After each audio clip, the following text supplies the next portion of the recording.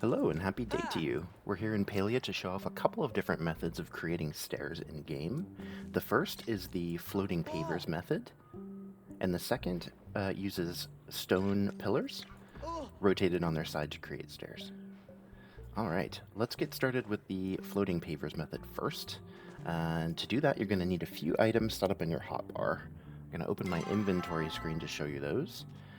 The first is a gourmet butcher block, or really any stackable item.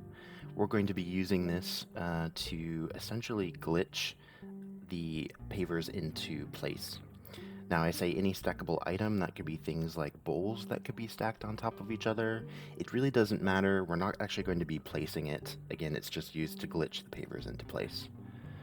Second on our hotbar is the square concrete pavers. You can also use this method with any of the other pavers as well.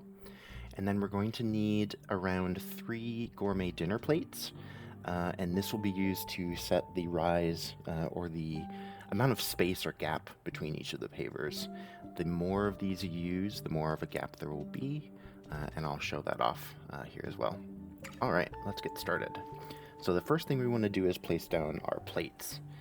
In the first example here, I used 3, so in this example, I'm going to only use 2 just so we can see the difference. Alright, so let's get those plates down. Perfect. And then the next step is to place your very first paver. So I'm going to select that in the hotbar, and I'm going to position that as close to the plates as possible. There we go. Alright. And now I'm going to pick up the concrete paver and I'm going to rest it on top of the plates, but I'm not going to click it into place. And this is where our glitching method starts to happen here. So if you remember on number 1 on the hotbar, I had that gourmet cutting board. I'm going to go ahead and select that now, and you'll see it appear on top of the paver. I'm not going to place that down. I'm going to press number 2 to switch back to my stack of pavers. Okay, you can see there's another paver there, and I'm going to place that paver just on top of the first, like that. And then the next thing I'm going to do is hit the control key again to deselect anything that was selected. And then I'm going to hit it again, and I'm going to pick up that first paver on the bottom there, and I'm going to set it back down on the ground, and we should see the second paver that we rested on top of it glitch back up on top of those plates. Perfect. That's exactly what we wanted. So you would just repeat these steps over and over again until you get as many stairs as you would like to have placed down. We'll go ahead and do it one more time. So I'm going to enter control mode. I'm going to pick up the paver that I've placed on the ground. I'm going to rest it on the plate but not click it into place. I'm going to press number 1 on the keyboard to switch to the gourmet butcher block. I'm not going to place it down. I'm going to press number 2 to switch back to the pavers. And then I'm going to place a paver on top of my second paver here. There we go. And I'm going to hit control to get out of placement mode. Hit it again to re-enter. Pick up the first paver and set it on the ground. And that third one glitches up into place. That's perfect. So now if I bring this whole stack over to the first one that I had created, we'll be able to tell that the rise is slightly different, the gaps in between the pavers. So that's how you would get different variations. And I'll show you one more time just with one plate. Oops.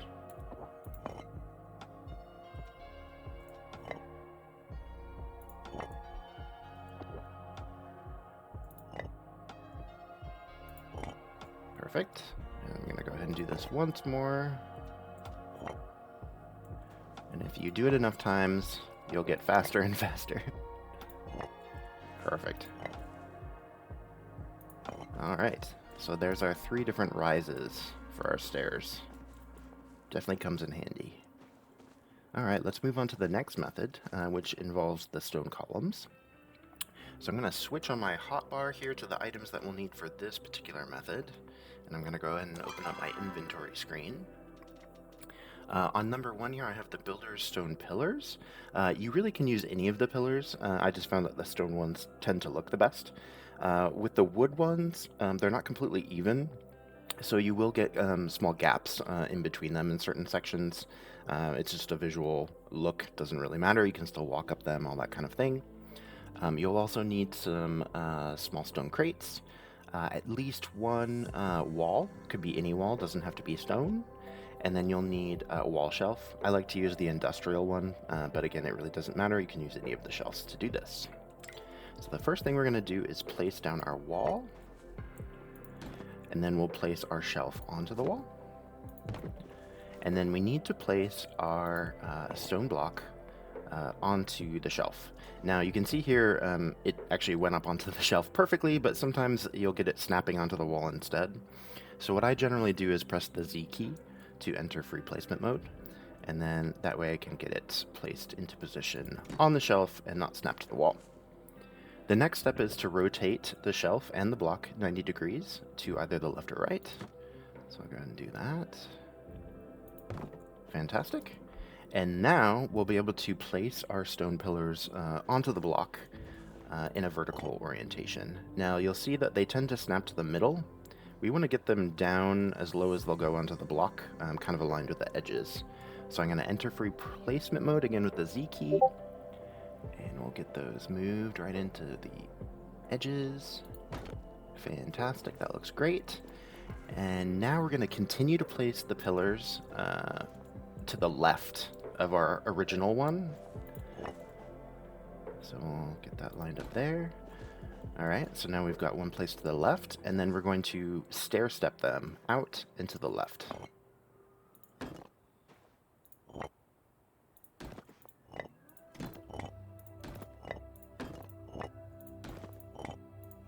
Perfect. And now we've placed them so that they're aligned to this edge of the block here. So with that done, we can now pick up the block and place it down on the ground. Perfect. We have a perfect set of stairs. And if we add, let's see, another block here, I believe, we could take our original set that we had and stack it on top to create an even taller set of stairs. All right. So that's it. We've created 2 different sets of stairs using 2 different methods. I hope this was helpful, and have a fantastic day.